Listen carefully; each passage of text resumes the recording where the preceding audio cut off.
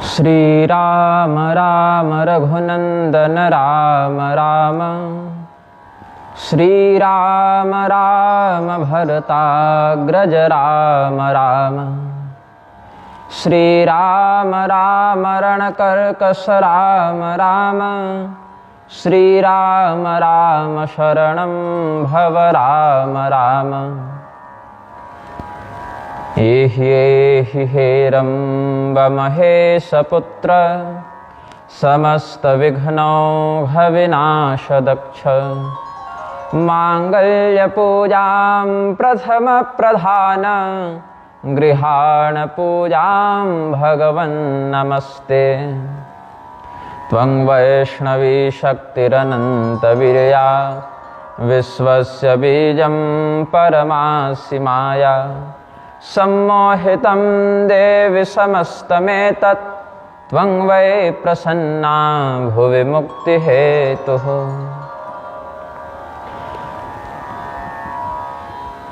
करारविन्देन पदारविन्दं मुखारविन्दे विनिवेशयन्तं।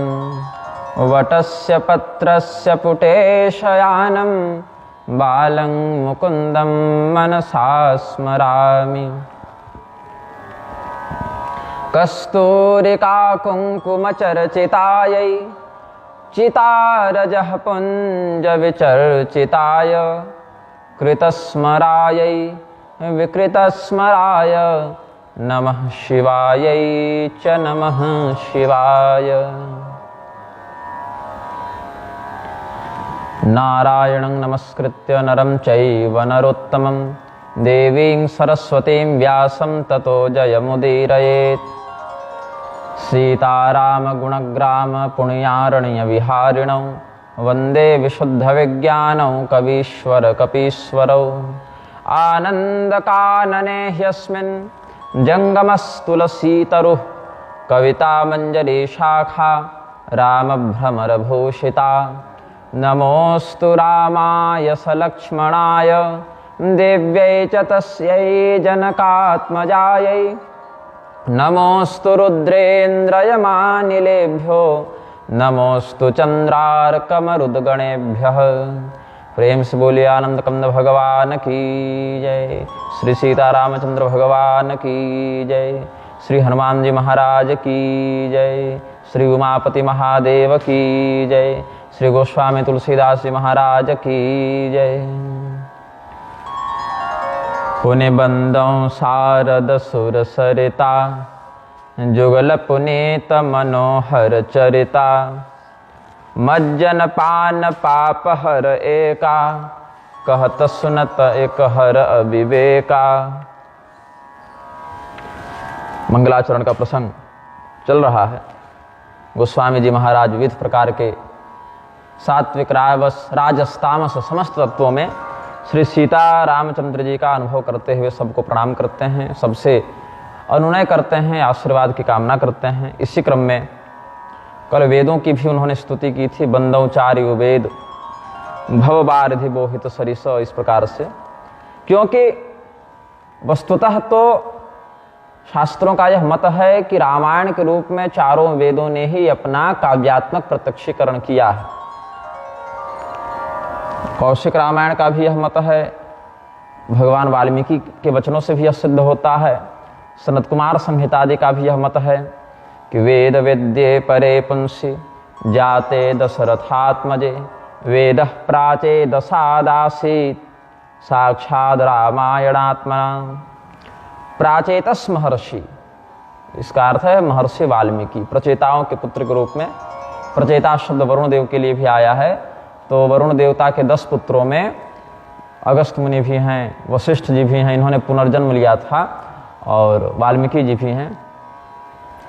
अपने परिचय का आख्यान करते हुए उत्तरकांड में वाल्मीकि जी ने स्पष्ट किया है कि प्राचेतसोऽहं दशमः पुत्रो राघव नंदन, कि मैं प्रचेता का वरुण देवता का 10वां पुत्र हूँ। ये उनके ऋषि रूप में पुनः उद्भूत होने का जन्म है।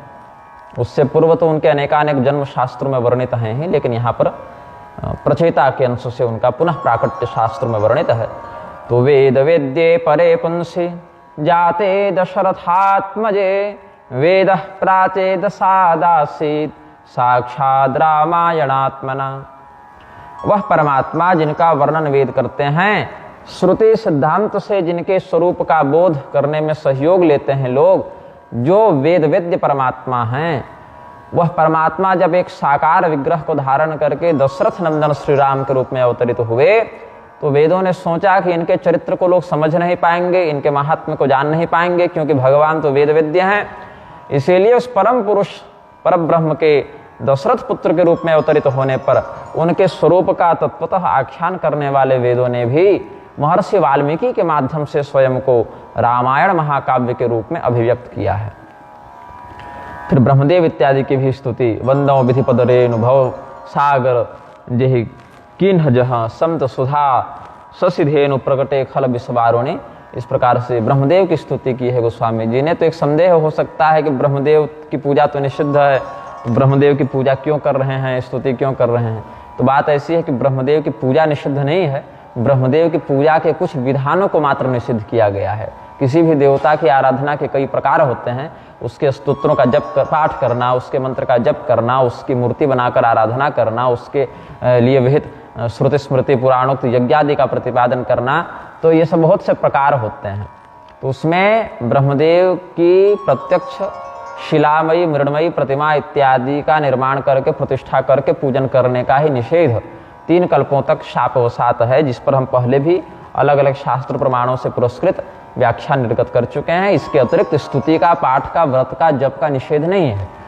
और अध्यात्म रामायण में भी एक प्रकरण है, जब देवर्षि नारद ब्रह्मदेव के पास जाते हैं, ज्ञान की याचना करते हैं, तो उनको प्रणाम करते हैं, उनका मंगलाचरण पूर्वक अभिवादन करते हैं। तत्र दृष्ट्वा मूर्तिमद्भिश्छन्दोभिः परिवेष्टितं बालार्क प्रभया सम्यक् भासयन्तं सभागृहं मार्कण्डेयादिमुनिभिः स्तूयमानं मुहुर्मुहुः सर्वार्थगोचरज्ञानं सरस्वत्या समन्वितं चतुर्मुखं जगन्नाथं भक्ताभीष्टफलप्रदं प्रणम्य दंडवद भक्त्या तुष्टाव मुनिपुंगवः। देवर्षि नारद ब्रह्मदेव के पास गए तो वहां पर उनको चारों वेदों ने मूर्तिमान स्वरूप धारण करके ब्रह्मदेव की स्तुति की है, ऐसा दर्शन हुआ। प्रातः काल के उदीयमान भास्कर के समान जिनका रक्त वर्ण है, ऐसे ब्रह्मदेव जो समस्त सभागृह को, ब्रह्मलोक को अपने दिव्य प्रकाश से आलोकित कर रहे हैं। बड़े बड़े मार्कंडेय इत्यादि मुनिगण जिनकी स्तुति कर रहे हैं, जिनके पास समस्त शास्त्रों का, वेदों का निर्भ्रांत ज्ञान विद्यमान है, भगवती सरस्वती के साथ विराजित ऐसे चतुर्मुख जगन्नाथ रूप में, जगत स्वामी के रूप में जो अपने भक्त को अभिष्ट फल प्रदान करते हैं, ऐसे ब्रह्मदेव को दंडवत प्रणाम करके उनसे तत्व जिज्ञासा व्यक्त की है देवर्षि नारद ने। तो देवर्षि नारद ने ब्रह्मदेव के माध्यम से प्राप्त श्री राम तत्व के रहस्य को वाल्मीकि जी तक पहुंचाया। वाल्मीकि जी के माध्यम से अन्य ऋषि महर्षियों ने जाना, और फिर गोस्वामी तुलसीदास जी भी उसी ऋषि परंपरा का आश्रय लेकर इस काव्य के निर्माण में प्रस्तुत हुए हैं। इसलिए मंगलाचरण में उन्होंने ब्रह्मदेव का भी स्मरण किया है। भगवती सरस्वती का जो विग्रह हमें पृथ्वी लोक में नदी के रूप में दिखता है, उनका अभिवादन किया है। भगवती गंगा का वर्णन किया है, दोनों का वर्णन किया है, दिव्य प्रारूप में भी, नदी प्रारूप में भी। क्योंकि भगवान वेदव्यास जी ने जब धर्मशास्त्रों का व्याख्यान, लेखन इत्यादि किया, तो उसका एक बहुत बड़ा भाग सरस्वती नदी के तट पर ही लिखा था। तो पवित्र और मनोहर चरित्र वाली भगवती गंगा का, भगवती सरस्वती का वर्णन किया, जिनके स्नान से, जलपान से, चिंतन से, आराधन से व्यक्ति के पापों का शमन होता है, अविवेक का शमन होता है। फिर भगवान महादेव का, भगवती पार्वती का स्मरण किया है माता पिता के रूप में। भगवान महादेव गुरु स्वरूप भी हैं, ज्ञानम महेश्वरादिच्छेद, ज्ञान की आकांक्षा भगवान महादेव से करनी चाहिए। तो ज्ञान स्वरूपी भगवान महादेव का भी अभिनंदन किया। और सशक्तिक महेश ही संपूज्य होते हैं, क्योंकि शिव शक्त्या युक्तो यदि भवति शक्तः प्रभवितुम इत्यादि उक्तियों में भगवान महादेव की सशक्तिक प्रशंसा ही की गई है। शक्तिहीन महादेव को आचार्यों ने शववत निर्वीर्य बताया है। तो ऐसे तो ब्रह्म सशक्ति ही होते हैं, लेकिन यहाँ शक्ति के सायुज्य का, शक्ति के सानिध्य का महत्व प्रतिपादित करने के लिए भगवान शिव को शक्तिहीनावस्था में निर्वीर्य आचार्यों ने वर्णित किया है, आचार्यों ने निर्भीर रूप में वर्णित किया है। तो गुरु पितु मातु महेश भवानी, प्रणवो दीन बंधु दिन दानी। सेवक स्वामी सखा सियपी के, हित निरुपधि सब विधि तुलसी के। भगवान महादेव का एक बड़ा उत्तम स्वभाव है कि वो छल कपट किसी के साथ नहीं करते हैं। बहुत ही निष्पक्ष, निर्मल और वरेण्य स्वरूप को धारण करके अपने भक्त के अभिष्ट की पूर्ति करते हैं। तो संसार के गुरु रूप में जो भगवान सांब सदाशिव विद्यमान हैं, संसार के माता पिता के रूप में जिनकी प्रतिष्ठा है, ऐसे दीन बंधु सर्वविध जिनको कहें कि सामने वाला क्या है क्या नहीं है इस पर अधिक विचार किए बिना केवल उसकी भक्ति से अत्यंत शीघ्र आशुतोष भाव से प्रसन्न होकर उसके अभिष्ट के लिए वरद रूप में प्रस्तुत होने वाले महादेव जी, जो सर्वविध वरदानों को देते हैं, दीनों पर कृपा करते हैं, और जिनके 3 संबंध श्री सीतापति भगवान श्री रामचंद्र जी से हैं। क्या 3 संबंध हैं? तो सेवक स्वामी सखा सियपी के, भगवती सीता के जो प्रियतम हैं भगवान श्री रामचंद्र जी हैं, उनसे भगवान महादेव का त्रिविध संबंध शास्त्रों ने वर्णित किया है। ये भगवान के सेवक भी हैं, भगवान के स्वामी भी हैं और भगवान के सखा भी हैं। एक दूसरे के प्रति ये लोग सेवक भाव से आराधना भी करते हैं, स्वामी भाव से निर्देश भी देते हैं और मित्र भाव से व्यवहार भी करते हैं। तो ये संबंध अलौकिक है। कोई भी व्यक्ति जीवन में आपका नौकर हो और वही व्यक्ति आपका मालिक बन जाए, ये संभव नहीं। जो आपका मित्र हो उसके आप मालिक या उसको नौकर बना ले, यह संभव नहीं। तो तीनों स्वतंत्र संबंध हैं। जो नौकर है वो नौकर रहेगा, जो मालिक है सो मालिक रहेगा और जो मित्र है सो मित्र रहेगा। लेकिन भगवान का संबंध लोकोत्तर संबंध है, इसीलिए यहाँ पर एक दूसरे के भक्त के रूप में, आराधक के रूप में, सेवक के रूप में भी प्रस्तुत हैं। कभी भगवान श्री रामचंद्र जी भगवान महादेव की आराधना करते हैं, सेवा करते हैं, तो कभी महादेव जी भगवान श्री रामचंद्र जी की आराधना सेवा करते हैं। कभी दोनों एक दूसरे के प्रति स्वामी का व्यवहार करते हैं, क्योंकि जब एक सेवक बनेगा तो दूसरा स्वामी का अभिनय करेगा, और मित्रवत व्यवहार भी करते हैं। और मुझ तुलसीदास के तो हर प्रकार से निस्वार्थ, निष्कलंक, निष्कपट हित करने वाले हैं, ऐसा स्मरण किया है। भगवान शंकराचार्य जी ने भी अर्धनारीश्वर स्तोत्रादि की रचना की थी। वहां पर कहते हैं, मंदार माला कुलितालकाय, कपाल मालांकित शेखराय। कहीं कहीं वर्णन है कपाल मालांकित कमधराय, दिव्यांबराय च दिगंबराय, नमः शिवाय च नमः शिवाय।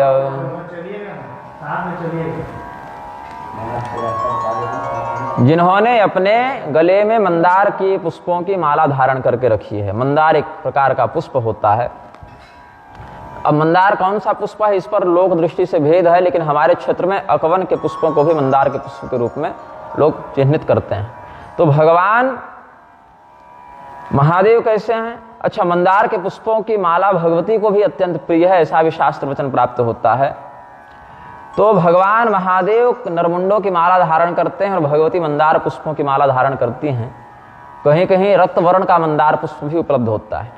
एक अपने दिव्य विग्रह में सुंदर सुंदर आभूषणों से युक्त, दिव्य साटिका इत्यादि से युक्त वस्त्रों को धारण करती हैं भगवती जगदम्बिका पार्वती, और भगवान महादेव दिगंबर स्वरूप में ही व्यवहार करते हैं। तो ऐसे कल्याण करने वाली भगवती उमा और कल्याण करने वाले शिव स्वरूपी भगवान महादेव को प्रणाम करते हैं, ऐसा शंकराचार्य जी का भाव है। एक बड़ा उत्तम भाव इसमें और है, कस्तूरिका कुंकुम चर्चितायै, चितारजः पुंज विचर्चिताय, कृतस्मरायै विकृतस्मराय, नमः शिवायै च नमः शिवाय। भगवान महादेव क्या है? चिता के भस्म से अपने शरीर को अलंकृत करके रखते हैं, और भगवती जगदम्बिका पार्वती अपने शरीर को दिव्य चंदन, अंगराग इत्यादि से अलंकृत रखती हैं, कस्तूरी इत्यादि से अलंकृत रखती हैं। एक के स्मरण से समस्त प्रकार के अभिष्टों को व्यक्ति प्राप्त कर लेता है। यहाँ पर साहित्यिक अलंकार भी प्रस्तुत किया है शंकराचार्य जी ने, कृतस्मराय विकृतस्मराय। स्मर शब्द स्मरण के अर्थ में भी है और कामदेव के अर्थ में भी है। तो कृतस्मराय, जिन्होंने स्मरण मात्र से समस्त चिंतित अभिष्टों को पूर्ण कर दिया, और विकृतस्मर मतलब जिन्होंने कामदेव को विकृत कर दिया, भस्म कर दिया। यद्यपि भगवान महादेव के स्मरण से भी समस्त अभिष्ट मिलते हैं, लेकिन यहाँ पर क्या दिखा रहे हैं स्तोत्रकार कि एक कृतस्मरा है और एक विकृतस्मर है। वैसे भगवान महादेव और भगवती पार्वती को प्रणाम करते हैं। ये सब आचार्य युक्तियों का ही अनुसरण करके इनका अभिनंदन गोस्वामी जी कर रहे हैं। और भगवान महादेव का एक बड़ा अनुग्रह वर्णित करते हैं कि जब भगवान ने देखा कि कलयुग में बहुत से लोग श्रुति मार्ग में निष्ठा नहीं रखेंगे अथवा अधिकृत नहीं होंगे अथवा अधिकृत होकर भी विधिवत उसके अनुपालन में समर्थ नहीं होंगे, तब अभीष्ट सिद्धियों को और कर्तव्यों को पूर्ण करने वाले शाबर मंत्रों का उन्होंने सृजन किया, शाबर मंत्रों का उपदेश किया। और शाबर मंत्रों में जो ग्रामीण भाषा का प्रयोग किया गया है, कई बार उसके अक्षर टेढ़े मेढ़े लगते हैं, उनका कोई वैयाकरण भाव प्रस्तुत नहीं होता, उनका कोई विशेष अर्थ भी समझ में कई बार नहीं आता, लेकिन भगवान महादेव के मुख से निश्रित होने के कारण या भगवान महादेव के जैसे बहुत से नाथपंथी योगियों ने भी शाबर मंत्रों की रचना की है, तो उनके द्वारा भगवत रूप, भगवत महादेव रूप योगियों के द्वारा रचित उन मंत्रों का प्रभाव संसार में प्रकट है। कलि बिलो की जग हित हर गिरिजा, शाबर मंत्र जाल जिन्ह सिरजा, अनमिल आखर रथन जापू, प्रकट प्रभाव महेश प्रतापु। ऐसे भगवान महादेव जी हमारे ऊपर, गोस्वामी जी कहते हैं कि हमारे ऊपर भी अनुग्रह करें, हर प्रकार से हमारे अनुकूल रहें, हम पर कृपा करें, क्योंकि अब इस श्री रामचंद्र रूपी मंगलकारिणी कथा का हम व्याख्यान करने जा रहे हैं। तो भगवान के चरित्र का वर्णन करने से पहले भगवत चरित्र में जिनकी अबाध गति है, निर्बाध गति है, अत्यंत प्रेम है, ऐसे भगवान उमा शंकर को, गौरी शंकर को भी हम प्रणाम करते हैं। सो उमेश मोहि पर अनुकूला, करे कथा मुद मंगल मूला, सुमेर शिवा शिव पाई पसावु, बरनऊ राम चरित चित चावु। मन को आनंदित करने वाले इस कथानक का जब हम भगवान के अनुग्रह से लिखने के लिए प्रस्तुत होंगे, तो उसमें इस कथा का मंगलदायक प्रभाव और भी अभिवृद्धि को प्राप्त हो जाएगा जब भगवान महादेव की हम पर कृपा होगी। भनिति मोर शिव कृपा विभाति, शशि समाज मिल मन हो सुराति, जे एहि कथई स्नेह समेता, कही हहि सुनि हहि समुझि सचेता, होई हहि राम चरण अनुरागी, कलिमल रहित सुमंगल भागी। भगवान शिव हमारे ऊपर प्रसन्न हो, हमारे ऊपर अनुग्रह करें, और भगवान की जब कृपा हमको प्राप्त हो जाएगी तो कैसा लगेगा, जैसे चंद्रमा को चारों ओर से तारागण ने घेर लिया है और रात्रि की शोभा बढ़ गई है, वैसे ही भगवान महादेव की कृपा से इस कथा की भी शोभा बढ़ जाएगी। और जो लोग प्रेम पूर्वक सावधानी से चिंतन मनन करते हुए मन को निर्मल बनाकर, निष्कपट बनाकर इस कथा का आस्वादन करेंगे और सचेत बुद्धि से, सतर्क बुद्धि से इसका आस्वादन करेंगे, उनके कलयुग के मल, उनके मन में जो कलयुग के द्वारा मल का विस्तार कर दिया गया है वो भी नष्ट होगा, अत्यंत मंगलकारी फल भी उनको प्रदान किया जाएगा और भगवान के चरणों में अत्यंत प्रेम का अभिवर्धन भी होगा।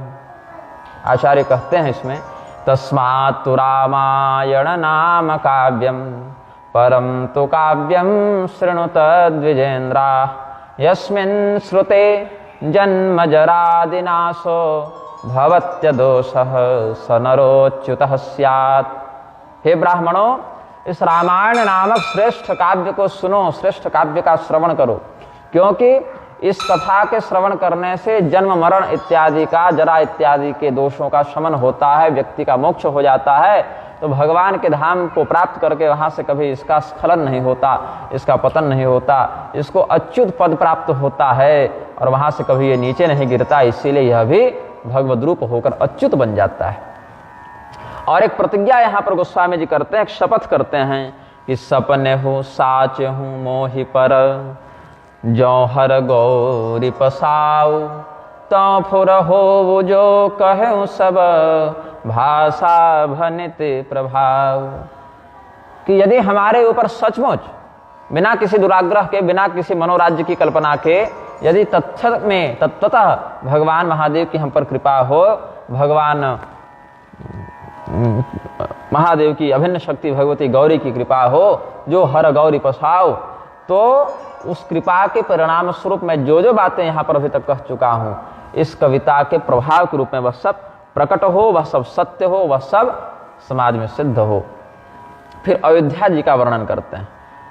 सामवेदी उपनिषदों में अयोध्या जी का बड़ा महात्म्य वर्णित है। कहते हैं सायोध्या सर्ववैकुंठानां मूलाधारः मूल प्रकृतेः परात्परः तत् सद्मया विरजोत्तरा दिव्यरत्न कोशाढ्या तस्यां नित्यमेव सीताराम विहार स्थलमस्ति। अयोध्यापुरी जो है उसको सभी वैकुंठों का प्रधान आधार बताया। अब यहाँ पर लोक की तुलना, नाम की तुलना, रूप की तुलना लक्ष्य नहीं है। बात ऐसी है कि साधक जिस समय जिस रूप में निष्ठा रखने का विचार करता है उस रूप की श्रेष्ठता का बखान शास्त्र करते हैं। तो श्री सीता रामचंद्र जी के स्वरूप में जिनकी निर्बाध निष्ठा है, ऐसे लोगों के लिए अनेकानेक वैकुंठों का मूल आधार और भगवती सीता जी जो मूल प्रकृति हैं, परात्परा प्रकृति हैं, उनका नित्य विहार स्थल, लीला स्थल वह अयोध्या धाम है। दिव्य साकेत लोक है। विरजा नदी से भी जिसकी गति उत्तम है और अलग अलग दिव्य रत्नों से जिसका निर्माण हुआ है, भगवान श्री सीता रामचंद्र जी नित्य जहाँ विहार करते हैं वह श्री अवध धाम है। मूल प्रकृति का जो संसारगत कलेवर है उससे यह परे है और तत्वमस्यादि वाक्यों से जिस जीव का लक्षण होता है, जिस ब्रह्म का लक्षण होता है और जिस माया का लक्षण होता है। तो यहाँ पर निर्दोष निर्गुण निर्मल स्वरूपिणी माया शक्ति का भगवती सीता के रूप में, जीव समूह का भगवान श्री संकर्षण लक्ष्मण के रूप में और निष्कल निर्मल परात्पर ब्रह्म का श्री रामचंद्र जी के रूप में सदैव अनुभव होता है। वंदे मंद प्रभावं रघुकुल तिलकै पूज्यपादं वसिष्ठं साकेतं पुण्यरूपं तदनुच सरयुं कल्मषध्वंसहेतुं पौरान् रामैकचित्तां दशरथ गृहिणीं मञ्जुमेन्द्रेश्वरूपां यस्यां श्रीरामचन्द्रः खलकमलवनध्वंसकृत प्रादुरासीत्। भरद्वाज जी अपने रामायण में वर्णन करते हैं और क्या वर्णन करते हैं कि ऐसे अयोध्या का हम वर्णन करते हैं जिसका प्रभाव कभी मंद नहीं पड़ता, अमंद प्रभाव है। जो भगवान के दिव्य दिव्य उदार चरित्रों का जहां विस्तार हुआ, ऐसे रघुकुल का वंदन करते हैं। उस रघुकुल के जो कुल पुरोहित हैं वो वशिष्ठ जी का वंदन करते हैं। उस साकेत रूप पुण्य रूप अयोध्या धाम का वंदन करते हैं। समस्त कल्मश का विनाश करने वाली सरयू जी का वंदन करते हैं। अयोध्या में रहने वाले प्रत्येक उस नागरिक का वंदन करते हैं जिसका मन भगवान श्री राम में लगा हुआ है। राजा दशरथ की पत्नियों का, माताओं का, त्रिविध माताएं जो है, राजा दशरथ की जो 3 पत्नियां हैं उनका भी प्रधानता से 3 पत्नियां हैं। ऐसे तो कहीं कहीं 300 पत्नियों का भी वर्णन है, कहीं 700 पत्नियों का भी वर्णन है बृहद धर्म पुराण आदि के अनुसार। प्रधानता से जिसमें कौशल देश की कौशल्या जी, केकई देश की कैकेयी जी और मगध देश की सुमित्रा जी, ये तीनों का ही प्रधानता से वर्णन है। तो पूर्व दिशा के समान बंदों कौशल्या दिशा प्राची इत्यादि भी वर्णन करते। तो इंद्र देवता की दिशा है पूर्व दिशा। तो त्रिविध रानियों में भगवान की माता के रूप में प्रधानता से कौशल्या जी का वर्णन करते हैं। ऐसे तो भगवान के लिए तीनों माताओं में कोई भेद था नहीं, लेकिन कौशल्या जी के पुत्र के रूप में भगवान की प्रसिद्धि हुई। तो इंद्र की दिशा पूर्व दिशा के समान, जिनका उज्जवल चरित्र है और जहां से उस सूर्य वंश में श्री राम रूपी सूर्य का उदय हुआ है, ऐसी कौशल्या जी का भी वंदन करते हैं, जहां से समस्त खलों के, दुष्टों के वन का शमन करने वाले भगवान श्री रामचंद्र जी प्रकट हुए हैं। ऐसा भरद्वाज जी अपने रामायण में वर्णन करते हैं। और इसी भाव को गोस्वामी जी कैसे कहते हैं, वंदवो अवधपुरी अति पावनी सरजु सरिकलु सन सावनी प्रणवो पुर नर नारी बहोरी ममता जिन पर प्रभु ही न थोरी। इसके बाद एक चौपाई बड़ी विवादित है, क्योंकि यहाँ पर मतभेद है कि यहाँ क्या लिखा हुआ है। सिय निंदक अघ ओघ नसाए लोक विशोक बनाई बसाए। ये जो चौपाई है इसके अलग अलग लोगों ने अलग अलग अर्थ किए हैं। तो इसका एक सामान्य अर्थ यह है कि जिन लोगों ने भगवती सीता की निंदा भी की थी अयोध्या में रहते हुए, उत्तरकांड इत्यादि में जिनका वर्णन है, दुर्मुख रजक इत्यादि का वर्णन है, तो जिन लोगों ने भगवती सीता जी की निंदा भी की थी, भगवान ने उनको भी कोई दंड नहीं दिया, अपितु उनको भी क्षमा किया है और उनको दिव्य धाम दिया है। यह एक सामान्य अर्थ लगता है। लेकिन गिरधर मिश्र जैसे कुछ लोग जो रामानंद संप्रदाय में घुसपैठ करके बैठे हुए हैं, उन्होंने इस चौपाई को ही बदल दिया। वहां कहते हैं कि तिय निंदक अघ ओघ नसाए कह दिया। और तिय निंदक शब्द का अर्थ जो है कि जिन लोगों ने, उन लोगों ने जो अर्थ किया, वहां भी अर्थ ये लग सकता है कि भगवान की पत्नी, तिय का अर्थ पत्नी हो जाएगा, तो भगवान की पत्नी सीता जी की जिन्होंने निंदा की, तो वहां भी अर्थ लग जाता। लेकिन उन लोगों के मन में दुराग्रह व्याप्त हो गया है कि वाल्मीकि जी ने वाल्मीकि रामायण का उत्तरकांड लिखा ही नहीं, ये बाद में किसी मुसलमान ने, जैन ने, अंग्रेज ने जोड़ दिया, मिलावट कर दी। तो इस प्रकार का दुराग्रह मन में व्याप्त हो जाता है। तो यहाँ पर तिय निंदक करने के बाद नया अर्थ क्या कर देते हैं वो लोग कि जिन लोगों ने श्री राम जी को वनवास देने के कारण कैकेयी जी की निंदा की, यहाँ राजा दशरथ की पत्नी की निंदा की, ऐसा अर्थ कर देते हैं, या मंथरा की निंदा की, भगवान ने उसको भी क्षमा किया। ये अप्रासंगिक अर्थ है। वस्तुतः स्वामी तुलसीदास जी ने यहाँ पर जो लिखा है वह सिय निंदक ही अनुकूल लगता है, क्योंकि सिय निंदक अघ ओघ नसाए लोक विशोक बनाई बसाए, भगवती सीता जी को अनिंदिता कहा गया है। गोस्वामी जी ने ही अनिंदिता कहा है, और अनिंदिता सीता जी की निंदा करने से बड़ा पातक लगता है। लेकिन उसने ऐसा किया क्यों? तो इसके लिए पद्म पुराण का आश्रय लेते हुए कहते हैं कि एक पक्षियों का जोड़ा था जो जनकपुरी गया था, मादा पक्षी गर्भिणी थी, तो उसमें से एक को सीता जी ने बचपन में ही, भगवान का बड़ा सुंदर वो लोग गुणगान करते थे, तो पकड़ के पिंजरे में बंद कर लिया था। और वो जो स्त्री थी, मादा थी, वो उस पति के वियोग में तड़प रही थी। फिर वो प्राण त्याग दी, तो नरपति ने भी, जो नर था उसका जोड़ा, उसने शाप दिया कि जब तुम्हारा विवाह होगा और तुम गर्भवती होगी तब हम तुम्हारे पति से तुम्हारा वियोग करवाएंगे, ऐसा उसने शाप दिया था। तो शाप को चरितार्थ करते हुए भगवती सीता जी ने यहाँ पर श्री राम जी के द्वारा त्यागे जाने की लीला की है। ये पूर्व काल का वहाँ पर शाप वसात वहाँ पद्म पुराण के अनुसार प्रकरण जुड़ जाता है। तो इसीलिए भगवान ने उस पक्षी के दिए शाप को, वही पक्षी बाद में दुर्मुख रजक के रूप में अयोध्या जी में जन्म लेता है, इसीलिए उसको पूर्व शाप उसका बना हुआ था, इसीलिए उसको दंड नहीं दिया। और कुछ लोग यह भी कहते हैं कि लोक विशोक बनाई बसाए का अर्थ क्या है कि भगवान ने साकेत लोक नहीं दिया, अपितु अलग से एक विशोक नामक लोक बना के उसको स्थापित किया है। यह भी कुछ भक्तों का भाव है, लेकिन ये भाव भी उतना पुष्ट नहीं प्रतीत होता है हमें, क्योंकि भगवान अलग से लोक बनाकर जब उसको निष्पाप कर ही दिए थे, अघ ओघ नसाए कह ही दिए थे, तो अलग से लोक बनाने की आवश्यकता तो थी नहीं। उसको भगवान अपना एक दिव्य धाम, क्योंकि गर्ग संहिता आदि के अनुसार और भी ग्रंथों के अनुसार वह धोबी पुनः श्री कृष्णावतार में कंस का प्रधान धोबी बनकर आता है, और वहाँ फिर मथुरा में जब भगवान प्रवेश किए हैं तो उसका उद्धार करते हैं। ये भी गर्ग संहिता इत्यादि ग्रंथों के अनुसरण से समझा जा सकता है। तो कई बार गोस्वामी जी के वचनों में भी अपने पक्ष के कल्पनाओं का प्रमाणीकरण करने के लिए चौपाइयों को जोड़ देते हैं, तोड़ देते हैं, एक अक्षर ऊपर नीचे कर देते हैं, और नवीन अर्थ की कल्पना करके व्याख्यान भी करने लग जाते हैं लोग, प्रक्षिप्तवाद इत्यादि का समर्थन करने के चक्कर में, जिसको अशोभनीय हम समझते हैं। अब कौशल्या जी के विषय में कहते हैं, बंदव कौशल्यादिशि प्राची कीरति जासु सकल जगमाची। कौशल्या जी जो हैं वो पूर्व दिशा के समान हैं। जिस प्रकार से रात्रि के अंधकार का शमन करने के लिए जब सूर्योदय होता है तो पूर्व दिशा से होता है, वैसे राक्षसों के द्वारा जिस तमोगुण का विस्तार किया गया था, पापमय अंधकार का विस्तार किया गया था, उस अंधकार का शमन करने के लिए सूर्य स्वरूपी भगवान श्री रामचंद्र जी कौशल्या रूपी पूर्व दिशा से उदित होते हैं। और कौशल्या जी का जो यश है, उनकी जो कीर्ति है, वो पूरे संसार में प्रसिद्ध होती है। प्रगटे वो जहाँ रघुपति शशि चारु, विश्व सुखद खल कमल तुषारु। इसके बाद राजा दशरथ जी का वर्णन करते हैं। 4 श्लोकों में भगवान के माता पिता का अभिवादन करते हैं गोस्वामी जी।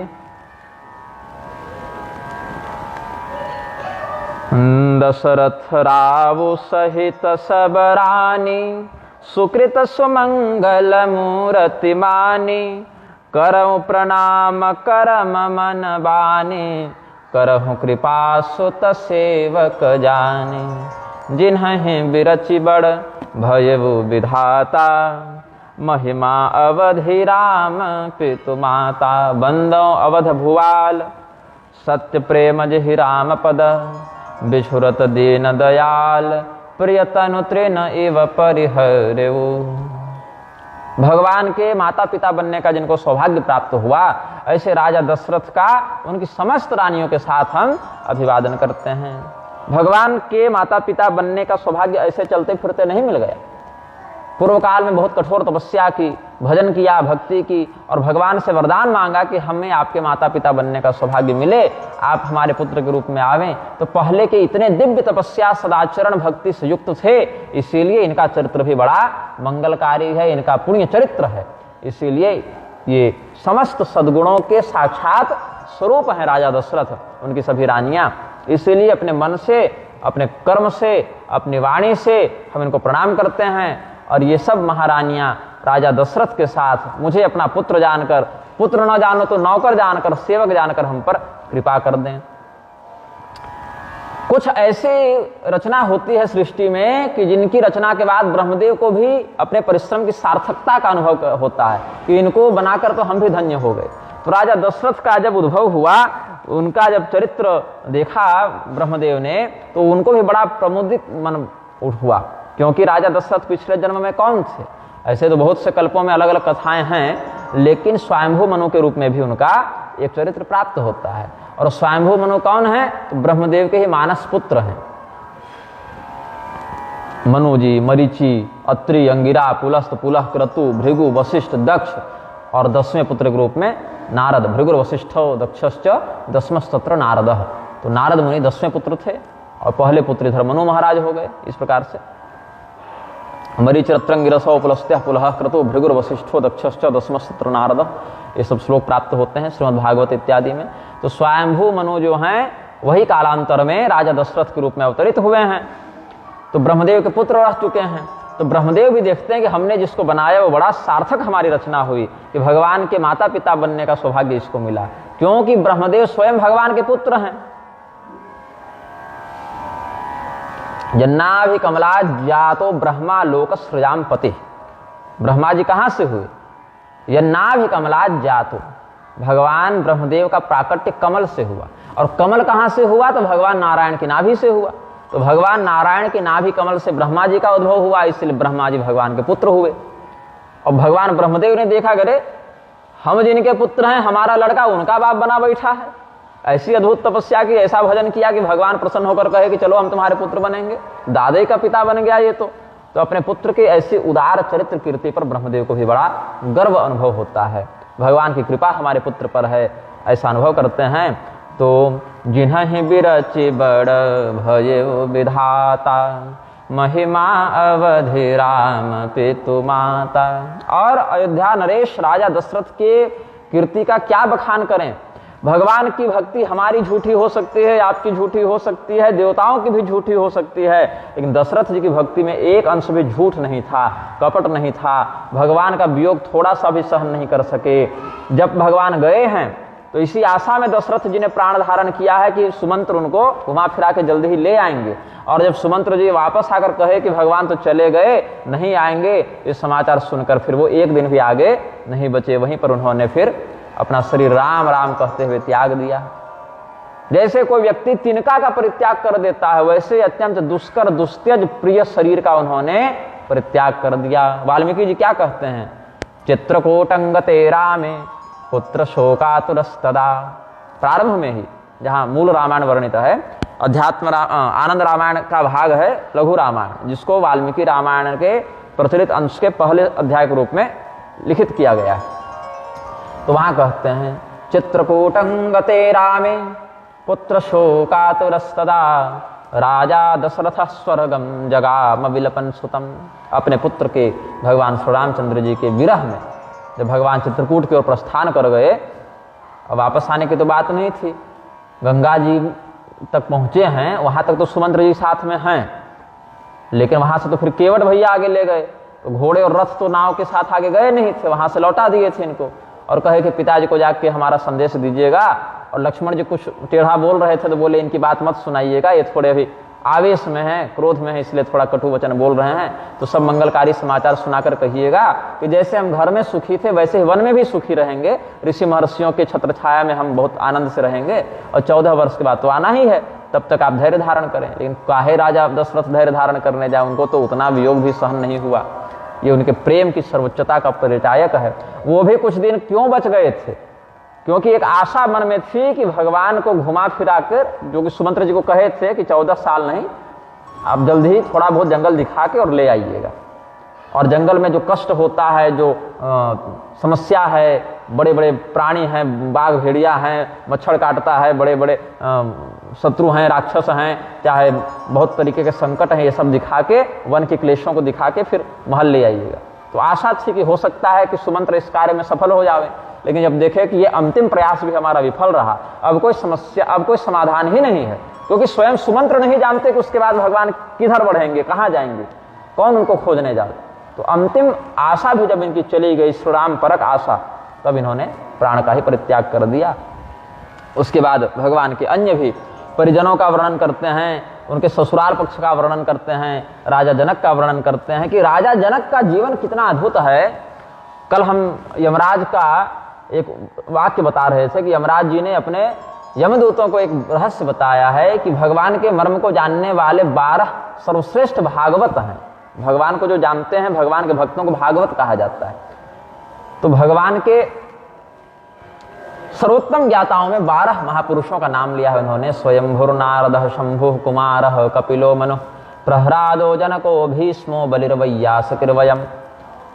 भगवान ब्रह्मदेव, भगवान नारद, भगवान महादेव, भगवान सनत कुमार, भगवान कपिल नारायण, गंगा सागर में जिनका आश्रम है, भगवान महाराज मनु और प्रहलाद जी महाराज, जनक जी महाराज, भीष्म पितामह जी, राजा बलि और सुखदेव जी महाराज और स्वयं यमराज। 12 लोग जो हैं वो धर्मान वाद सयते विजानीमो, ऐसे कहा है कि यही 12 लोग जो हैं भगवान के मर्म को कुछ अच्छे से जानते हैं। संपूर्णता से तो नहीं जानते ये भी, लेकिन जन सामान्य की अपेक्षा या अन्य ऋषि महर्षि देवताओं की अपेक्षा इनका ज्ञान थोड़ा उच्च स्तर पर विद्यमान है। तो राजा जनक का जो नाम था वो जनक नहीं था, वो शीरध्वज नाम था। जनक उनके पूरे वंश की उपाधि थी। तो भगवान के मिथिलावासी भक्तों में एक बड़े श्रेष्ठ राजा हुए हैं जिनका नाम था निमि। तो निमि राजा के पुरोहित थे वशिष्ठ जी। तो राजा निमि ने वशिष्ठ जी को कहा कि आप हमारा यज्ञ करवा दें, हमें एक यज्ञ करना है। तो वशिष्ठ जी ने कहा कि ठीक है, करवा देंगे। तो सारा प्रबंध करने लगे राजा निमि, और उसी समय वशिष्ठ जी देवताओं का यज्ञ कराने चले गए। तो राजा निमि का मुहूर्त बाधित हो रहा था, तो इन्होंने अन्य गौतमादि ऋषियों का अनुसरण करके अपने यज्ञ को करना प्रारंभ किया। अब देवताओं के यज्ञ को पूरा करके जब ये आए वशिष्ठ जी महाराज, तो देखे कि निमि तो कर रहे हैं यज्ञ। तो भरे यज्ञ मंडप में जाकर और निमि को इन्होंने बहुत सुनाया, बहुत डांटा कि कैसा यजमान है भाई, पहले हमसे बात करता है और फिर दूसरे आचार्य को बुला के यज्ञ करवाता है। तो निमि को भी क्रोध आ गया कि आप महाराज अगर यहाँ उपलब्ध होते तो आप ही से कराते, अब आप हमको मनुष्य जान के छोड़ गए और देवताओं को यज्ञ कराने चले गए, तो ऐसा थोड़ी कि हम पूजा पाठ छोड़ देंगे, या ऐसा थोड़ी है कि आप ही इकलौते ऋषि हैं यज्ञ कराने वाले। एक दूसरे के प्रति अपने क्रोध का उन्होंने व्यवहार किया और शाप दे दिया दोनों ने एक दूसरे को कि जाओ तब तुम भी मर जाओ, तुम भी मर जाओ। तो वशिष्ठ जी को यजमान ने शाप दे दिया और निमि को गुरु जी ने शाप दे दिया। तो एक दूसरे के शाप के फलस्वरूप दोनों का निधन हो गया। तो बाद में वशिष्ठ जी ने फिर मित्रा वरुण के अंश से जन्म लिया है। जहाँ वाल्मीकि जी भी पुनर्जन्म लेते हैं, अगस्त मुनि भी पुनर्जन्म लेते हैं, वहीं से वशिष्ठ जी भी पुनर्जन्म लेते हैं। और फिर केवल अयोध्या के राजाओं का ही वो पौरोहित्य करने लगे, मिथिला वालों की यजमानी छोड़ दी। तो अब राजा निमि जो है वो निसंतान थे उस समय। तो उनके पुरोहितों ने सोचा कि अब राजा का यज्ञ भी अधूरा है और राजा की कोई संतान भी नहीं थी, तो ये तो गड़बड़ हो गई बात, ये तो वंश पर संकट आ गया। तो दिव्य विज्ञान का आश्रय लेकर उन्होंने राजा निमि के मृत शरीर का ही मंथन करना आरंभ किया। तो वहां से एक बड़ा तेजस्वी और बड़ा ज्ञानी बालक उत्पन्न हुआ। तो शरीर के मंथन से, मिथिक क्रिया से जिसका जन्म हुआ, उसका नाम पड़ा मैथिल। मिथि शब्द से ही मैथिल इत्यादि शब्द हुए, तो मिथिला नगरी फिर उस नाम से हो गई। और जनक भी नाम पड़ा क्योंकि उस प्रकार से उसका उद्भव हुआ था। फिर राजा निमि को पहले इन्होंने प्रस्ताव दिया था कि हम लोग आपको पुनर्जीवित कर देते हैं अपने आशीर्वाद से, देवताओं ने भी ऐसा कुछ वरदान देने का प्रस्ताव रखा, तो राजा निमि के दिव्य चेतन ने मना कर दिया कि हमको पुनः उस शरीर में नहीं जाना है। तो राजा निमि को कहा गया फिर आप कहाँ रहेंगे, तो बोले हर एक प्राणी के पलकों में हमारा वास हो। तो राजा निमि हमारी पलकों में सूक्ष्म रूप से वास करते हैं, पलकों का अधिष्ठाता वही हो गए, और हमारी पलकें बीच बीच में उनके भार से गिरती हैं, ऐसा शास्त्रीय उद्धरण प्राप्त होता है। उनकी सूक्ष्म उपस्थिति से हमारी पलकें बीच बीच में गिरती हैं, तो निमेश कहते हैं इनको, निमि के प्रभाव से निमेश इत्यादि, निमेशोन्मेष, गिरना और उठना। अब राजा निमि के पुत्र हुए जनक, तो उनके वंशज जितने राजा आगे हुए सब अपने नाम के आगे जनक उपाधि लगाने लगे, टाइटल होता है ना, तो जनक ही सब कहलाने लगे। तो सीता जी के पिता का नाम था शिरध्वज और भाई थे कुशध्वज, तो दो भाई थे, शिरध्वज जनक और कुशध्वज जनक।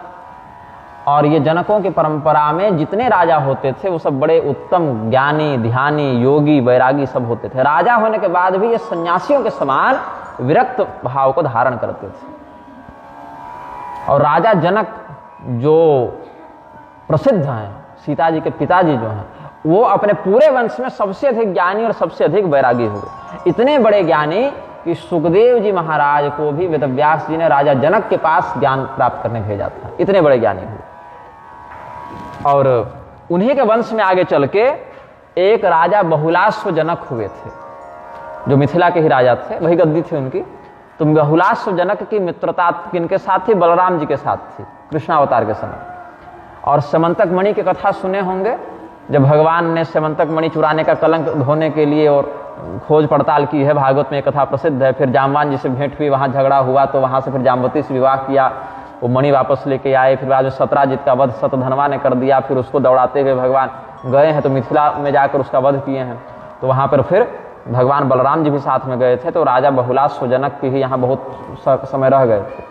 और वहीं दुर्योधन को गदा युद्ध की शिक्षा उन्होंने दी थी। और वही राजा बहुलाश्व के राज्य में एक बड़े सुंदर ब्राह्मण रहते थे, बड़े नियम नैष्ठिक ब्राह्मण रहते थे, उनका नाम था श्रुतदेव। तो सुदामा जी का जैसा चरित्र वर्णित है, बड़े विरक्त महात्मा हुए, बड़े संतोषी महात्मा थे सुदामा जी, वैसे ही श्रुतदेव ब्राह्मण भी बड़े नियम धर्म वाले ब्राह्मण थे, बड़े संतोषी ब्राह्मण थे। लेकिन क्या हुआ कि सुदामा जी की कथा प्रसिद्ध हो गई, जो कि उनके ऊपर भजन बन गए और पोटलियां चढ़ने लगी चढ़ोतरी में, और उनकी कथा जो है सो थोड़ा रसपूर्ण व्याख्यान से कथावाचक कहने लगे, तो उनका नाम अधिक प्रसिद्ध हो गया। और श्रुतदेव ब्राह्मण की कथा में थोड़ा आलस्य दिखा दिए कथावाचक, तो उनके बारे में लोग नहीं जानते, जबकि भागवत महापुराण में सुदामा जी का नाम भी नहीं आया है। कथा है विस्तार से कि एक ब्राह्मण थे, फिर वो भगवान के मित्र थे, फिर अपनी पत्नी के कहने पर भगवान के पास गए, चिवड़ा लेकर गए, सारी बातें हैं, लेकिन उनका नाम सुदामा था ऐसा वर्णन नहीं है वहां पर। कृष्णस्यासित सखा कश्चित ब्राह्मणो ब्रह्मवित्तमः विरक्त इंद्रियार्थेषु प्रशांतात्मा जितेंद्रियः, ये सब है कि भगवान के मित्र थे, कोई ब्राह्मण देवता थे, बड़े संयमी थे, जितेंद्रिय थे, विरक्त महात्मा थे, जितेंद्रिय थे, और गृहस्थ थे, पत्नी थी, बच्चे थे। तस्य भार्या कुचैलस्य छुच्छा माच तथा विधा, सब वर्णन है, बस नाम नहीं लिखा कि उनका नाम क्या था। लेकिन श्रुतदेव ब्राह्मण का नाम है। हाँ, पद्म पुराण में गर्ग संहिता में इस समय सुदामा जी का नाम भी वर्णित है। तो सुदामा जी और सत्या देवी दोनों पति पत्नी थे। सत्या देवी के कहने पर सुदामा जी भगवान के पास गए हैं, बाकी कथा तो प्रसिद्ध है। तो श्रुतदेव ब्राह्मण वही जनकपुरी में रहते थे, मिथिला में रहते थे। और अब तो जनकपुरी अलग हो गई, मिथिला अलग हो गया। अब जनकपुरी हो गया नेपाल में और मिथिला हो गए बिहार में। तो ये भी थोड़ा अंतर हो गया, अलग अलग क्षेत्रों से वो सरकारी रिकॉर्ड में हो गया। लेकिन पहले तो मिथिला का राज्य ये सब चक्रवर्तियों में ही गिने जाते थे। दशरथ जी, जनक जी, ये सब अपने अपने मंडलानुगत चक्रवर्ती ही होते थे। तो श्रुतदेव ब्राह्मण के पास जब भगवान गए हैं, मतलब मिथिला जब भगवान गए हैं, तो राजा बहुलाश्व भी, जैसे ये जनक जी भगवान के बड़े भक्त थे, वैसे उनकी पीढ़ी में बहुलाश्व जनक भी भगवान के बड़े भक्त थे। तो भगवान ने सोचा कि राजा के यहाँ जाऊंगा, और ये ब्राह्मण देवता बड़े गरीब हैं लेकिन हैं बड़े उत्तम भक्त, इनके यहाँ नहीं जाऊंगा तो कपट हो जाएगा, छल हो जाएगा। तो भगवान एक ही समय दो रूप बनाकर दोनों के यहाँ गए हैं, एक से परम निर्धन ब्राह्मण के यहाँ और एक से चक्रवर्ती राजा के यहाँ, एक ही समय में। तो श्रुतदेव ब्राह्मण जब भगवान को आते हुए देखे तो उनकी होशो हवास उड़ गए, क्योंकि आशा नहीं किए थे कि भगवान साक्षात हमारे घर आ जाएंगे। हमारा भी ऐसा सौभाग्य होगा, ये सोचे नहीं थे। तो हड़बड़ा गए, कैसे स्वागत करें, कहाँ बैठाएं, कैसे क्या पैर धोएं, कैसे पानी पिलाएं, कैसे भोग लगाएं, मतलब एक हड़बड़ी में आ गए। और घर में कुछ था नहीं, बेचारे निर्धन ब्राह्मण, लेकिन तपस्वी, जितेंद्रिय, विद्वान, भक्त। तो हड़बड़ी में कुछ समझ में नहीं आया कि भगवान को बैठने के लिए क्या बिछावे, तो धोते ही खोलकर बिछा दिए और अपने नंगे हो गए। तो भगवान उनके प्रेम से बड़ा आनंद का अनुभव किया और अपने उत्तरीय जो था, जो रेशमी पीताम्बर धारण करते हैं, वही भगवान ने फिर लपेट दी उनके शील की रक्षा करने के लिए। तो ऐसे ऐसे दिव्य भक्त भी भगवान के हैं। मिथिलापुरी में ऐसे महापुरुषों का वर्णन है। तो क्यों ऐसा है? राजा जैसा होगा प्रजा पर भी वैसा ही प्रभाव पड़ता है। राजा दशरथ जी की प्रजा धार्मिक क्यों थी? क्योंकि राजा दशरथ स्वयं धार्मिक थे, धर्मानुसार रहते थे। भगवान श्री रामचंद्र जी के राज्य की प्रशंसा क्यों आज भी होती है? क्योंकि भगवान स्वयं धर्म का पालन करते थे और उनके प्रभाव के कारण प्रजा भी करती थी। और जो प्रजा धर्म का पालन नहीं करेगी, शंभुकादिवत, उनको भगवान दंड देते थे। इसीलिए राम राज्य का एक अन्यतम स्थान है, वो एक अलग विभाग है। उनकी तुलना, राम राज्य की तुलना किसी अन्य के राज्य से नहीं होती। वो एक अलग, क्या कहें, ब्रांड है अपने आप में। तो भगवान के भक्त हरिश्चंद्र जी हों, राजा सगर हों, शिवी हैं, गय हैं, भरत हैं, बहुत से दिव्य राजा, युधिष्ठिर जी हैं, श्रेष्ठ राजाओं में परिगणित हैं। कलयुग में भी बहुत से अच्छे राजा हुए हैं। तो भगवान के जो भक्त होंगे, जिनको परंपरा से उस राज्य के कर्तव्य का बोध होगा, आचार्यों की जो निरंतर शरण में रहेंगे। अब आजकल के नेता लोग गुरु जी के पास वोट लेने आते हैं कि फोटो खिंचा लेंगे महंत जी के साथ, तो इनके चेले हमें को वोट देंगे। और गुरु जी अगर धर्म सम्मत कुछ मार्गदर्शन दें तो उसमें अपना हानि लाभ कमीशनबाजी देखकर सोचेंगे कि करें कि ना करें, और कर दें तो कहीं हमारे दूसरे समुदाय वाले लोग, वोट बैंक वाले, तो नाराज न हो जाएंगे। तो गुरु जी का बिजनेस हो गया ना, गुरु जी को तो तौल दिया लोगों ने, व्यापार में तौल दिया। और गुरु जी भी चाहते हैं कि नेताजी हमारे आश्रम में आते रहें तो हमारा भी यश बढ़े कि देखो इतने बड़े बड़े लोग गुरु जी से जुड़े हुए हैं। तो गुरु जी को नेता का समर्थन चाहिए और नेता को गुरु जी का समर्थन चाहिए, तो धर्म का विखंडन हो जाता है। तो साधुओं को भी सतर्क रहना चाहिए। तो जो लोग स्वयं को शासक के रूप में प्रस्तुत करते हैं, वो शासन के कर्तव्य को नहीं समझते, और जो लोग स्वयं को मार्गदर्शक के रूप में प्रस्तुत करते हैं, वो मार्गदर्शन का कर्तव्य नहीं समझते। राजा दशरथ गुरु वशिष्ठ के पास जाकर निवेदन करते हैं कि गुरुदेव हमें बताइए कैसे क्या समाधान होगा। भगवान श्री रामचंद्र जी सर्वज्ञ हैं, लेकिन फिर भी गुरुजनों से परामर्श करते हैं, पूछते हैं। तो ये सब कर्तव्य का बोध जब तक शासक को नहीं होगा, प्रजा धार्मिक नहीं होगी। राजा जनक की प्रजा धार्मिक क्यों थी? क्योंकि राजा जनक स्वयं उस धर्म के मर्म को जानते थे, आचार्यों की शरण में रह के उसका निरंतर अभ्यास करते थे, और जब स्वयं आचरण में पालन करते थे तो प्रजा भी प्रेरणा लेकर पालन करती थी। और अगर कदाचित फिर भी कोई व्यक्ति धर्म के अनुसार पालन न करे तो राजा के द्वारा उसको समुचित दंड दिया जाता था। जैसा शास्त्र में नियम है कि इस अपराध का यह दंड हो, तो दंड भी दिया जाता था। तो प्रणवं परिजन सहित विदेहु, जाहि राम पद गूढ़ स्नेहु, जोग भोग मह राखउ गोई, राम बिलोकत प्रगटे सोई। राजा दशरथ जी का प्रेम तो प्रकट था, लेकिन जनक जी का प्रेम प्रकट नहीं था, क्योंकि वो योग वृत्ति में रहते थे। राजा होने के कारण भोग भोगते थे, राजा होने के कारण महल में रहते थे, सज्जनों को दान और दुष्टों को दंड देते थे, लेकिन उस क्रिया से प्रभावित नहीं होते थे। जैसे सपने में कोई मित्र मिल जावे तो सपने का आनंद प्रत्यक्ष कोई लाभ नहीं देता, और सपने में कोई डकैत सर्वस्व अपहरण करके ले जाए तो वास्तव में उसका कोई हानिगत प्रभाव भी नहीं होता। वैसे सपने के समान इस संसार को वो समझते थे राजा जनक। तो उनका प्रेम प्रकट नहीं था, अंदर अंदर प्रेम करते थे, लेकिन जैसे ही भगवान का दर्शन उनको हुआ है, उनका सारा संयम टूट गया कि हम कितने बड़े विरक्त हैं, और उनका प्रेम बाहर छलक उठा। उनके नेत्रों में जल भर आया, वाणी गदगद हो गई, और गुरु विश्वामित्र जी के सामने उन्होंने अपने प्रेम का प्राकट्य करते हुए भगवान की बड़ी प्रशंसा की है, जो समयानुसार आगे के प्रसंग में वर्णित करेंगे ही। फिर भगवान के अन्य कुटुंबी जनों का, भ्राताओं का यहाँ पर अभिवादन करते हैं।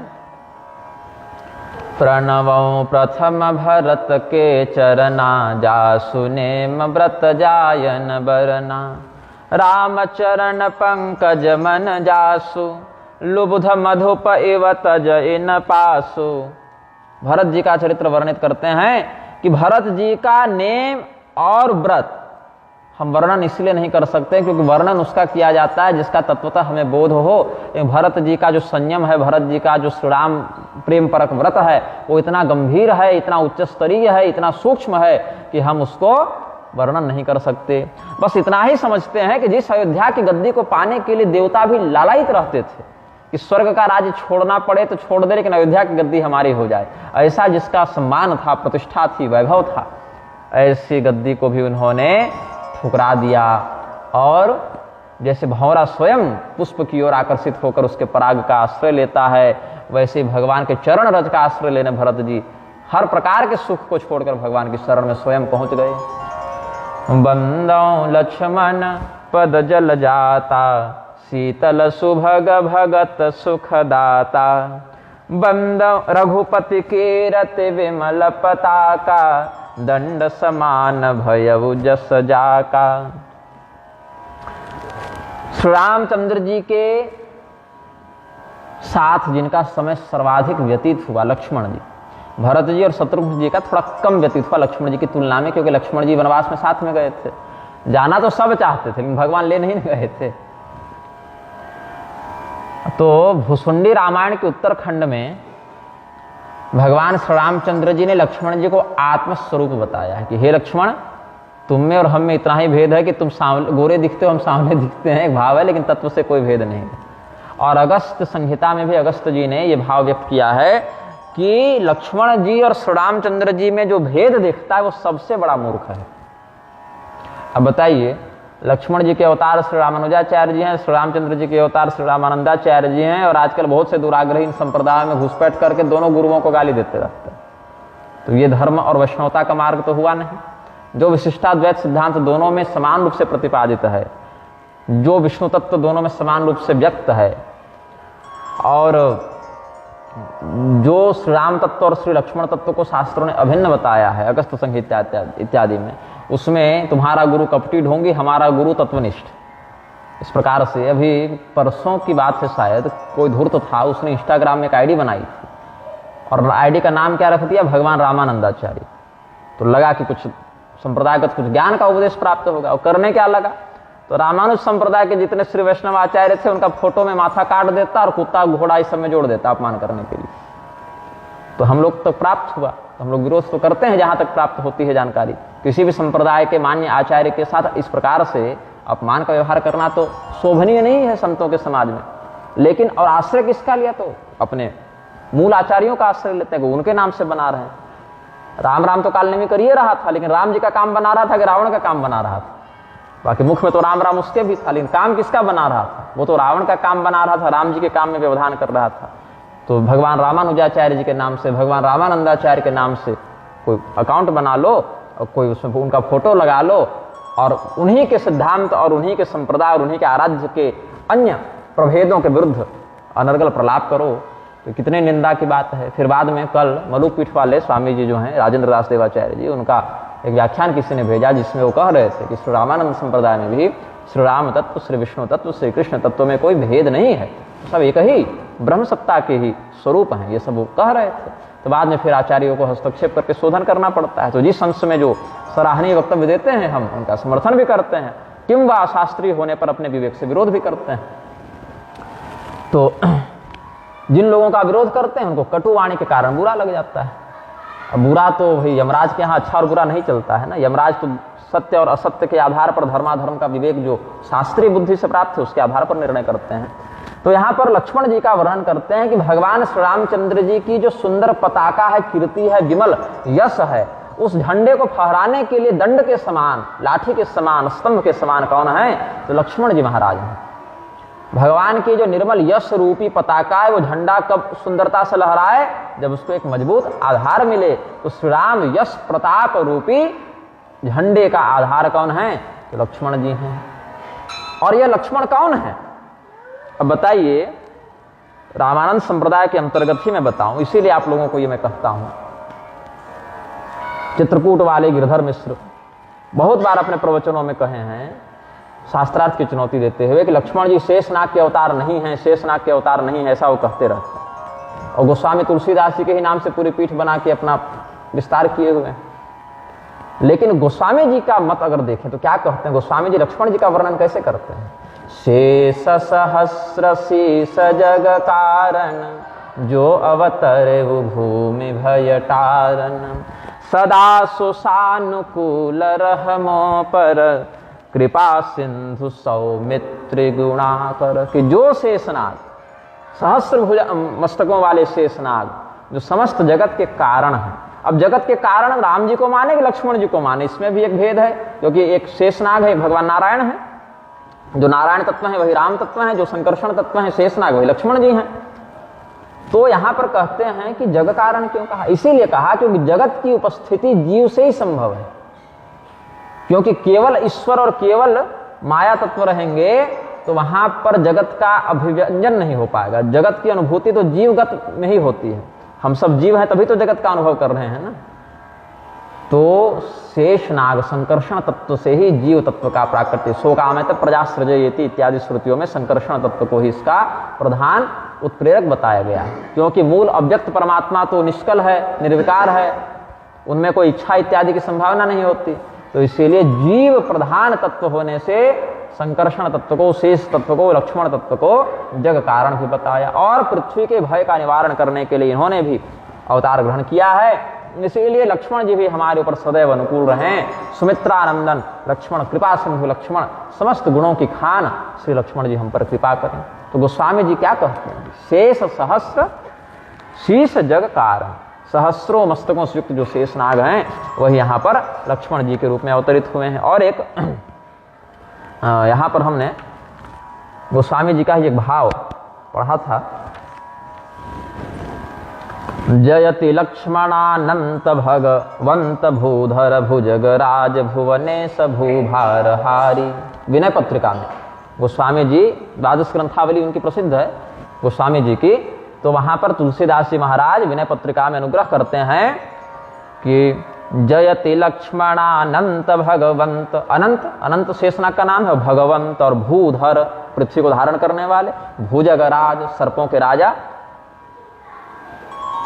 अनंतश्चास्मि नागा नाम, तो नागराज शेषनाग हो गए, और भुवनेश भूभारहारी। तो गोस्वामी जी महाराज जिस सिद्धांत का प्रतिपादन करते हैं उसी सिद्धांत की हत्या करते हुए उन्हीं के नाम पर पीठादि का विस्तार कर लेना और अपनी प्रसिद्धि दिखाना, ये कितना शोभनीय कार्य है।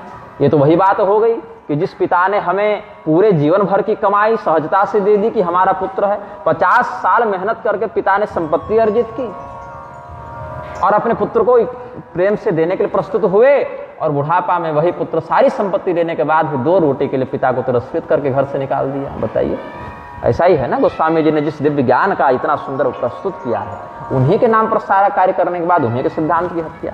और फिर मैं कुछ कह देता हूं तो बुरा लग जाता है, तो आप कुछ कहें और गोस्वामी जी कुछ कहें तो हम तो गोस्वामी जी की वाणी का सम्मान करेंगे, क्योंकि गोस्वामी जी का जो ज्ञान है, जो स्तर है, और कोई मन से नहीं कह रहे बनाकर, अभी तो गोस्वामी जी के इस वचन का समर्थन अन्यान्य श्रुति स्मृति पुराण आदि में मिलता है, आपकी बात का तो नहीं मिलता। इसीलिए ग्रंथों को ग्रंथकार और ग्रंथकार जिन ग्रंथों से प्रमाण दे रहे हैं उनकी दृष्टि से समझना चाहिए।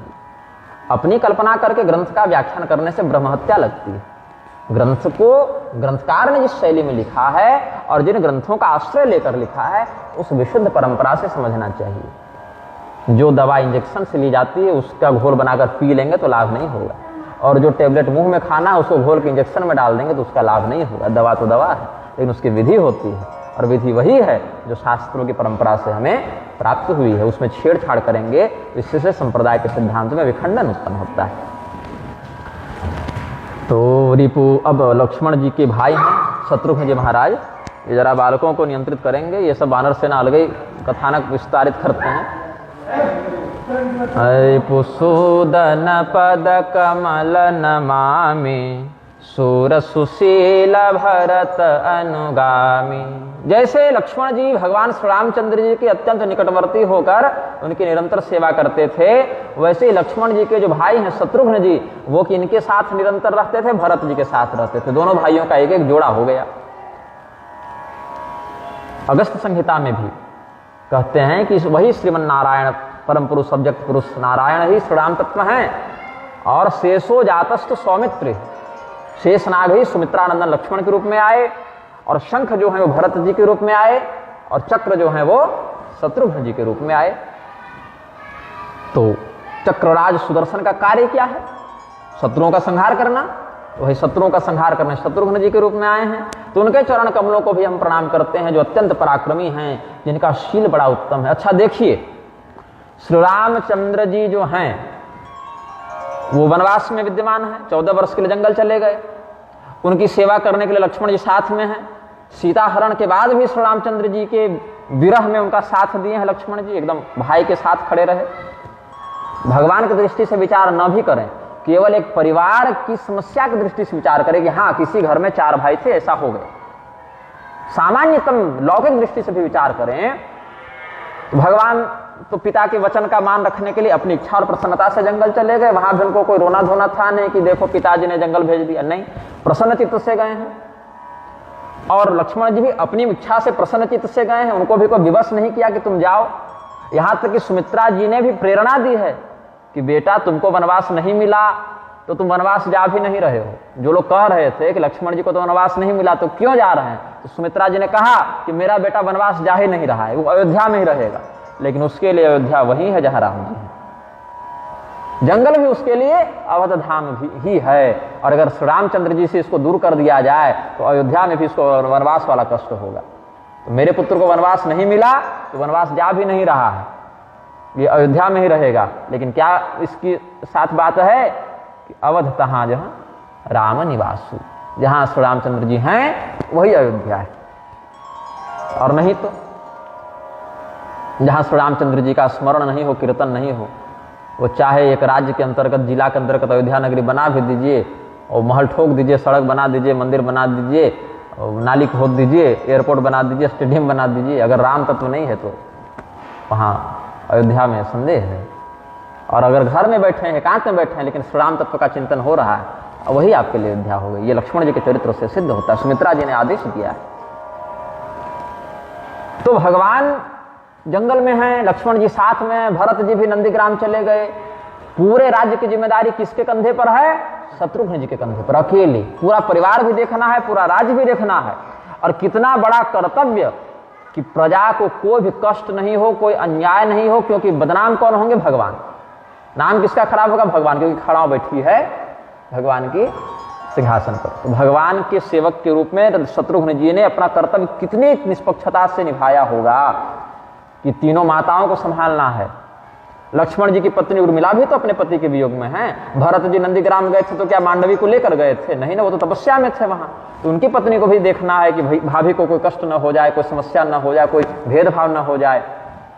माताओं को देखो, भाभियों को देखो, अपने घर की जिम्मेदारी देखो, परिवार की जिम्मेदारी देखो, उसमें कोई त्रुटि न रह जाए, कोई कलंक न लग जाए कि मामला गड़बड़ कर दिए, बड़े भाई नहीं थे। तो कितना बड़ा कर्तव्य शत्रुघ्न जी ने निभाया है, यह भी कभी कभी चिंतन करने का विषय है।